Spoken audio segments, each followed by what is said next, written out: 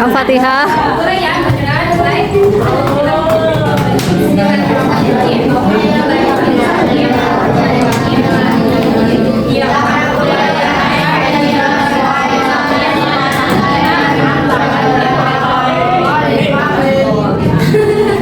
Kalau untuk kamu belajar dan di sini biasanya siapa yang bisa? Oh ya, boleh dipimpin sama siapa? Dipimpin doa mau belajarnya. Baca doa sebelum belajar. Sebelum belajar, ya.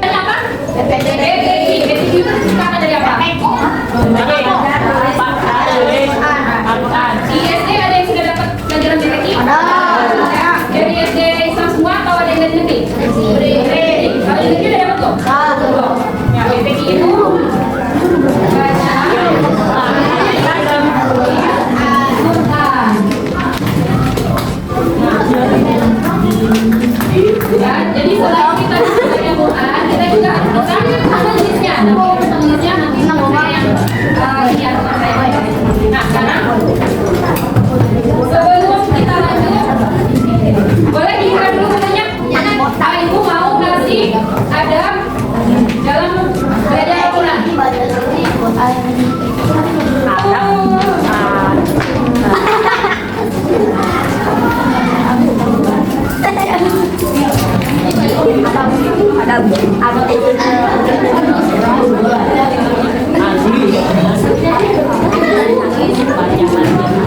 Ya, jadi sebelum kita membaca Quran itu ada adabnya terlebih dahulu ya. Tidak sembarangan. Karena apa? Al-Quran itu kitab suci umat Islam, kitab sucinya kita. Karena itu namanya kitab suci, namanya aja udah suci. Berarti harus diistimewakan ya. Ada adabnya sebelum membaca.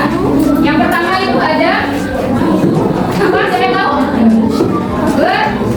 berwudu utama. Berwudu terlebih dahulu supaya kita juga bersih dari hadas-hadas ya sebelum membaca Quran. Gimana kalau yang masih kecil? Kalau masih kecil itu masih disunahkan, diperbolehkan. Dan kalau masih kecil juga kan dia langsung baca Quran yang dulu. Pasti masih pakai juz amma itu nggak apa-apa nggak. Paling kalau kita yang sudah balik itu diwajibkan berwudu dulu ya, karena kan Quran itu kan kita suci kita. Jadi kan kita harus cuci juga sebelum bacanya, ya kan? Nah, yang kedua mengambil Al-Quran itu kita harus dengan tangan kanan, seperti tangan kiri nggak baik kan? Mau memulai apapun yang baik itu dimulai dari kanan, ya. Kemudian yang ketiga membaca Al-Quran itu di tempat yang bersih, ya. Masa iya baca Quran di tempat yang kotor gitu yang najis kan nggak mungkin ya, nggak boleh. Nah, diutamakan juga di masjid. Tapi kalau kita lagi dalam belajar, nggak apa-apa di rumah boleh, di sekolah boleh, atau di teras-teras juga boleh. Tapi tempatnya bersih dari najis ya. Kemudian yang keempat, nah ini menghadap kiblat dan berpakaian rapi. Untuk menghadap kiblat itu disunahkan ya, nggak wajib. Jadi nggak harus kita kalau mau baca Quran itu cari kiblat dulu. Itu nggak juga ya. Kalau misalkan di sekolah, kan nggak mungkin. Apa belum tentu sekolahnya menghadap kiblat juga ya. Yang pasti kita harus berpakaian yang rapi. Tidak boleh pakaiannya lusuh gitu. Apa namanya? Terlebih kalau di saya kita menutup aurat, jadi kita juga sopan gitu. Karena kan orang ya balik lagi kita suci kita, jadi kita juga harus sopan, menghormati sama seperti kita mau sholat. Nah yang kelima itu dimulai dengan membaca isti'adzah. Ada yang tahu baca isti'adzah gimana? Tahu basmalah? Tahu. Tahu. Isti'adzah itu apa? Ya, isti'adzah itu a'udzu billahi minasyaitonir rajim. Artinya apa? Ada yang tahu nggak? Kenapa dibacakan begitu? A'udzu itu aku berlindung. A'udzu billahi, aku berlindung kepada Allah. A'udzu billahi minasyaiton, dari godaan setan. Ini rajim yang tertutup. A'udzu billahi minasyaitonir rajim artinya aku berlindung kepada Allah dari godaan setan yang tertutup. Nah, jadi seperti itu ya. Nah, sekarang untuk yang baca dengan tartil atau dengan ilmu tajwid. Di sini ada yang masih belum tahu apa itu huruf hijaiyah? Ada nggak? Yang di negeri sudah sampai mana belajar huruf hijaiyah? Sudah belum? Yang laki-laki sudah tahu belum huruf hijaiyah? Sudah ya. Sedikit ya. Ini namanya huruf yang belum dikasih harokat huruf asli. Gimana bacanya?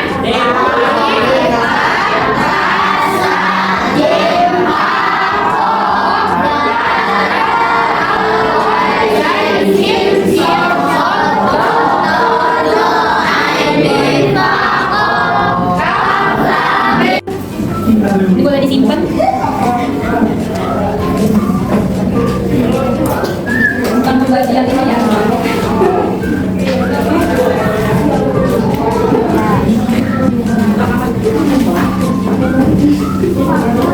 Yo, pas kita itu kan nggak terlupa. Bagian bawah lagi. Apa tuh? Ini kan itu mau tanya dulu. Makhorijul huruf itu artinya apa? Ada yang tahu nggak? Makhorijul huruf. Tempat keluarnya huruf. Apa sih tempat keluar huruf? Tempat keluar huruf itu sama dengan rumahnya huruf. Ini kenapa? Ada aja. Coba ditutup dulu bukunya. Ya. Nah, biar nanti paham. Ini dasar untuk kita membaca Al-Quran. Kalau kita membaca Al-Quran hurufnya itu salah, artinya juga bisa salah. Hati-hati kalau baca Al-Quran artinya salah, nanti yang harusnya jadi kebaikan bisa jadi keburukan ya. Kalau baca Al-Quran itu nggak boleh sembarangan.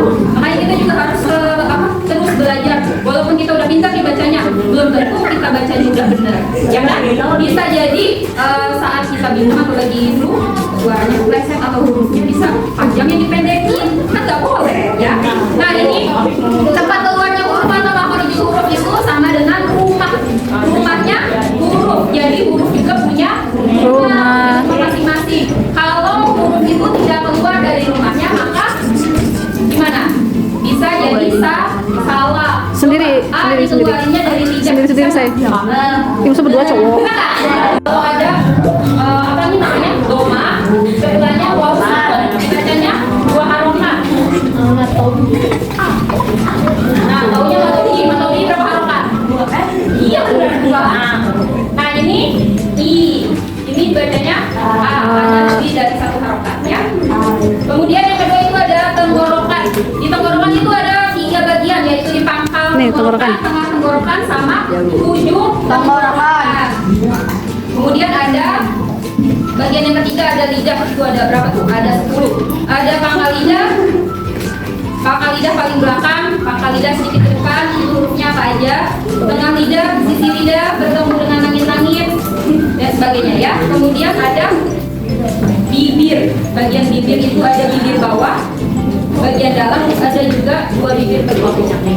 Nah, yang terakhir ada rongga hidung. Nah, itu di rongga hidung itu adanya tempat huruf gunah.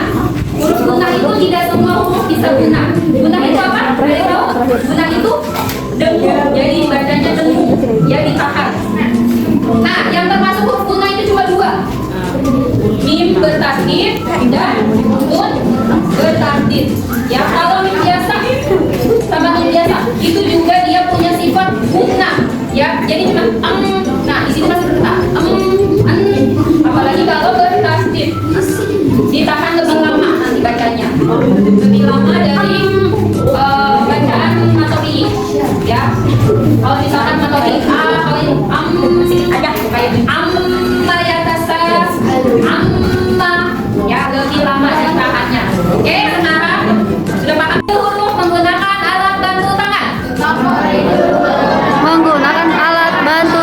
tenggorokan. Pangkal tenggorokan. Hurufnya hamzah ha. Tengah tenggorokan. Hurufnya ain ha. Ujung tenggorokan. Hurufnya ain kho. Hurufnya ko. Pangkal lidah sedikit ke depan. Hurufnya kaf. Tengah lidah dengan langit-langit. Hurufnya ya. Jim, shin, ya. Sisi lidah bertemu geraham atas. Sisi lidah bertemu geraham atas. Hurufnya dot. Oke. Sisi lidah, ujung sisi lidah setelah dot. Ujung sisi lidah setelah dot. Hurufnya lam. Ujung sisi lidah setelah dot. Hurufnya lam. Ya. Ujung sisi lidah setelah dot. Hurufnya lam. Ujung lidah setelah lam. Hurufnya nun. Lidah setelah lam. Hurufnya nun. Lidah setelah nun. Hurufnya ujung lidah setelah nun. Hurufnya ya. Lanjut. Bertemu gusi atas. Nih, ini kan ujung gigi ya. Nih, gusinya di atas. Ujung lidah bertemu gusi atas. Hurufnya apa? Sambil dirasain. Ujung lidah bertemu gusi atas. Hurufnya mo dal ta.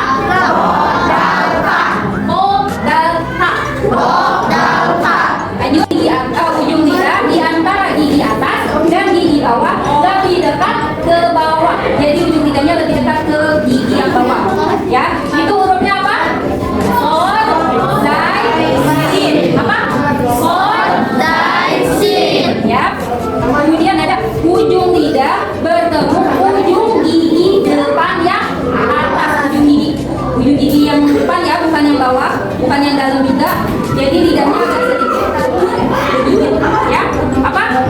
Ujung lidah bertemu ujung gigi depan yang atas. Hurufnya apa? Lo, Sa. Oke. Yang terakhir ada di bibir. Oke. Bibir gini nih, bibir. Dalam. Bibir mau bagian dalam di bagian dalam. Apa? Kalau di Quran itu tidak ada huruf P.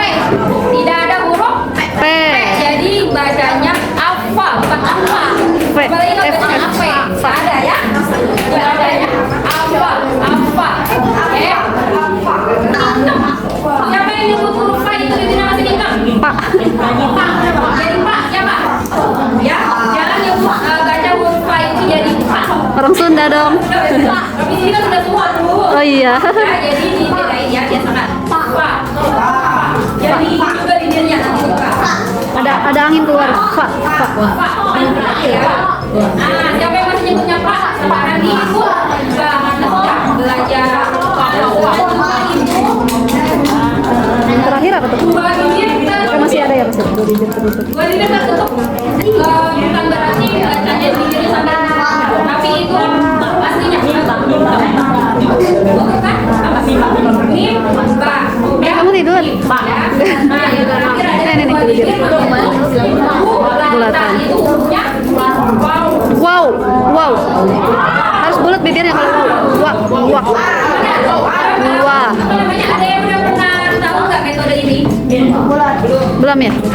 Ini cara cepat menghafal huruf ya. Ada di tenggorokan, kemudian di bagian lidah sama di bibir. Kalau di asyafatal itu bagian huruf itu masuknya ke sifat ya. Masuknya ke sifat nanti. Ya, hamdalah, istighfar 3 kali dan doa kafaratul majelis ya. Alhamdulillah. Astagfirullahaladzim. Subhanakallahumma wa bihamdika asyhadu an